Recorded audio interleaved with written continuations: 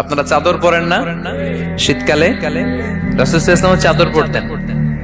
রাসূল সাল্লাল্লাহু আলাইহি ওয়াসাল্লাম নাজরান দেশ থেকে আনা একটা চাদর পরেছেন, গলিজুল হাশিয়া। যেই চাদরের এই কর্নারের ডিজাইনটা ছিল খসখসে। কি ছিল? হঠাৎ এক বেদুইন এসে রাসূল সাল্লাল্লাহু আলাইহি ওয়াসাল্লামের চাদর ধরে টান দিল। টান দেওয়ার সাথে সাথে রাসূল সাল্লাল্লাহু আলাইহি ওয়াসাল্লামের ঘাড়ের এই চামড়া ছিঁড়ে গেল। এই খসখসে যেহেতু ডিজাইন চাদরের, এই খসখসে ডিজাইন ঘাড় আর কাঁধের এখানে যখন টান খেলো, ওই খসখসে ডিজাইনের দাগ বসে গেল, রাসূলের চামড়া ছিঁড়ে গেল ঘাড়ে। সে টান দিয়ে বলে, ইয়া মুহাম্মদ মুরলি মিন মালিল্লাহ। আসছে ভিক্ষা করতে। মূলত ভিক্ষা চাওয়ার ডিজাইন দেখছেন? যার কাছে ভিক্ষা চাবে চাদর ধরে টান টান এসে বলে, বেদুইন তাদের মধ্যে সভ্যতা ছিল না। ইয়া মুহাম্মদ, ও মুহাম্মদ মুরলি মিন মালিল্লাহ, ও মুহাম্মদ আমার খাওয়ার মতো টাকা নাই, তুমি আদেশ করো বাইতুল মাল থেকে যেন আমারে কিছু টাকা দেয়। আসছে ভিক্ষা করতে। ভিক্ষা করতে আয়েশা চাদর ধরে দিছে, টান, ঘাড়ের রগ চামড়া ছিঁড়ে গেছে। রাসূল সাল্লাল্লাহু আলাইহি ওয়াসাল্লাম ব্যথা পেয়েছেন। ফালতাফাতা ইলাইহি রাসূলুল্লাহ, আল্লাহ রাসূল সাল্লাল্লাহু আলাইহি ওয়াসাল্লাম তার দিকে তাকালেন, তাকিয়ে ফাদহিক একটা মুচকি হাসি দিলেন।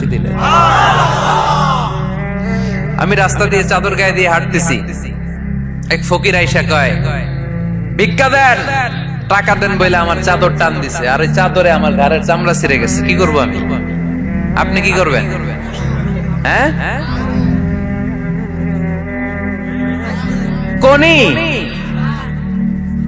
আচ্ছা, তা আমরা ঠিকই ওরে ধরে মাইর দিতাম, তাই না?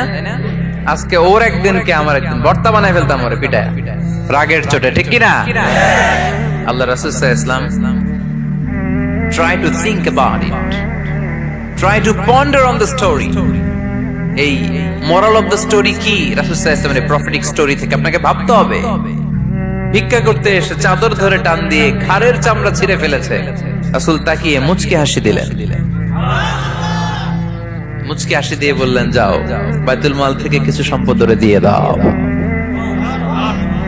কি নবী ছিলেন!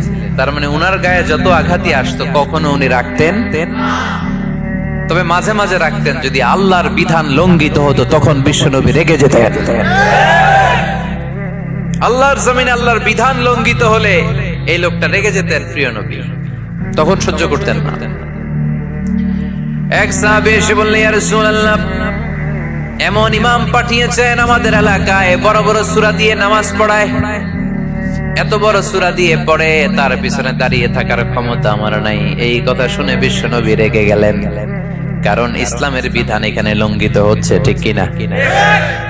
এত রাগলেন, চেহারা আগুনের গোলার মতো লাল হয়ে গেল। এই সাহাবীকে ডেকে পাঠিয়ে ধমকালেন, খবরদার, তোমরা মানুষকে দিন থেকে ভাগিও না, সহজ করে ইসলামকে উপস্থাপন করো। জামাতের ইমামতির চান্স পেলে লম্বা কেরাত করো না, একটা মিডিয়াম স্ট্যান্ডার্ড রেখে কেরাত করবা, কারণ তোমার পেছনে অসুস্থ লোক থাকতে পারে, মুসল্লি, মুসাফির থাকতে পারে, তাই না?